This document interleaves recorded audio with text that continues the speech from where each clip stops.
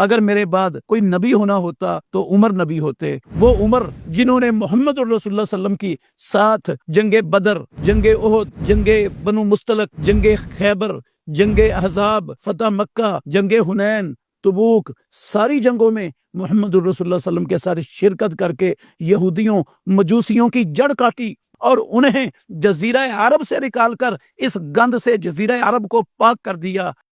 وہ عمر رضی اللہ تعالیٰ عنہ جن کی آمد سے اسلام دنیا میں مضبوط ہوا،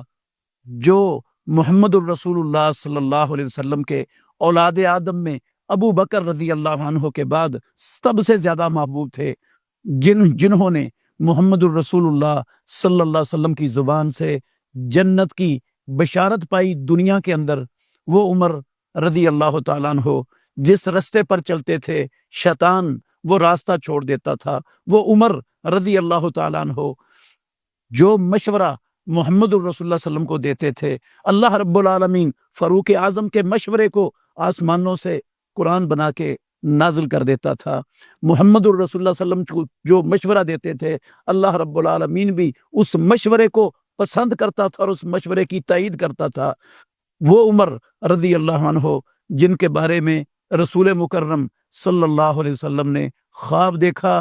کہ عمر رضی اللہ عنہ اپنی قمیض گھسیٹ رہے ہیں، تو صحابہ نے پوچھا اللہ کے نبی آپ نے کیا تعبیر کی؟ تو آپ نے فرمایا الدین۔ عمر رضی اللہ عنہ کو اللہ رب العالمین نے دین عطا فرمایا۔ پھر آپ نے خواب میں دیکھا کہ مجھے دودھ کا پیالہ دیا گیا، میں نے بچا ہوا عمر کو دے دیا، تو رسول اللہ صلی اللہ علیہ وسلم سے اس کی تعبیر پوچھی گئی، آپ نے فرمایا علم۔ وہ عمر رضی اللہ عنہ جن کے بارے میں رسول مکرم صلی اللہ علیہ وسلم نے فرمایا اگر میرے بعد کوئی نبی ہونا ہوتا تو عمر نبی ہوتے، وہ عمر جس کو کہا محمد الرسول اللہ صلی اللہ علیہ وسلم نے اگر کوئی میری امت میں الہام یافتہ شخص ہے جس کو اللہ رب العالمین جس کے دل میں الہام کرتے ہیں تو وہ عمر ابن الخطاب ہیں رضی اللہ تعالیٰ عنہ۔ وہ عمر رضی اللہ عنہ جنہوں نے محمد الرسول اللہ صلی اللہ علیہ وسلم کی ساتھ جنگ بدر، جنگ احد، جنگ بنو مستلق، جنگ خیبر، جنگ احزاب، فتح مکہ، جنگ حنین، تبوک، ساری جنگوں میں محمد الرسول اللہ صلی اللہ علیہ وسلم کے ساتھ شرکت کر کے یہودیوں مجوسیوں کی جڑ کاٹی دنیا سے، ان کے باطل نظریات اور عقائد کا بیخ کنی کر دی اور انہیں جزیرہ عرب سے نکال کر اس گند سے جزیرہ عرب کو پاک کر دیا۔ وہ عمر رضی اللہ تعالیٰ عنہ جو محمد الرسول اللہ صلی اللہ علیہ وسلم کے پہلو میں آپ کے ساتھ وہ محو استراحت ہیں مدینہ طیبہ میں، یہ یہودیوں اور مجوسیوں کی روحانی اولاد آج بھی فاروق اعظم رضی اللہ عنہ جو انہوں نے اسلام کے لیے کردار ادا کیا، ان کے اعصاب پر ان کا رعب، ان کا ہیبت، ان کا خوف دبدبہ اور ان کا مشن آج بھی ان کے اعصاب پر سوار ہے، اور آج بھی وہ اپنا بغض، اپنا کینہ، اپنی نفرت اور عداوت اس کا اظہار اپنی گندی نجس اور پلید زبانوں سے کر رہے ہیں۔ ہم موجودہ حکمرانوں سے، حکومت سے، ریاست کے ذمہ داروں سے مطالبہ کرتے ہیں کہ ایسے شر پسندوں کو جو مسلمانوں کے سینوں میں